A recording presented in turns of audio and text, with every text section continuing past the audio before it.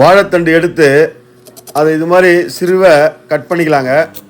Cut பண்ணி அதை இன்னும் பொடுசாக கட் பண்ணிக்கலாங்க. பாருங்கள், இந்த அளவுக்கு சிறிய பொடுசாக கட் பண்ணி தண்ணியில் போட்டு இப்போ என்ன செய்யலாம், ஒரு குச்சியோ இல்லை இந்த மாதிரி ஃபோர்க்கோ வச்சு எடுத்தோம்னா ஒரு நார் வந்துடுங்க. தக்காளி, வெங்காயம், பருப்பு, கட் பண்ண வாழைத்தண்டையும் போட்டு இது பாருங்கள், பருப்பு சேர்த்துக்கலாம். ஊற வச்ச பருப்பையும் சேர்த்துட்டு வெங்காயத்தையும் தக்காளியும் பூண்டு எல்லாத்தையும் ஒன்றா போட்டுக்கலாங்க. ஒன்றா போட்டு கொஞ்சம் உப்பு போட்டு தண்ணி போட்டு மஞ்சப்பொடியை போட்டு குக்கரை மூடி அடுப்பில் வச்சு விசில் போட்டுக்கலாங்க. வெந்த உடனே ஒரு கடாயில் எண்ணெயை போட்டுக்கிட்டு கடுகு 2 போட்டு பெருங்காயத்தூள் சேர்த்துக்கலாங்க. பிறகு காஞ்ச மிளகாயை கட் பண்ணி போட்டு ஒரு 2 திருப்பின பிறகு வேக வச்ச வாழைத்தண்டை போட்டு பாருங்கள், கொஞ்சம் தேங்காயை திருகி போட்டு இறக்கணும்னா வாழைத்தண்டு கூட்டு ரெடிங்க. வாசனைக்கு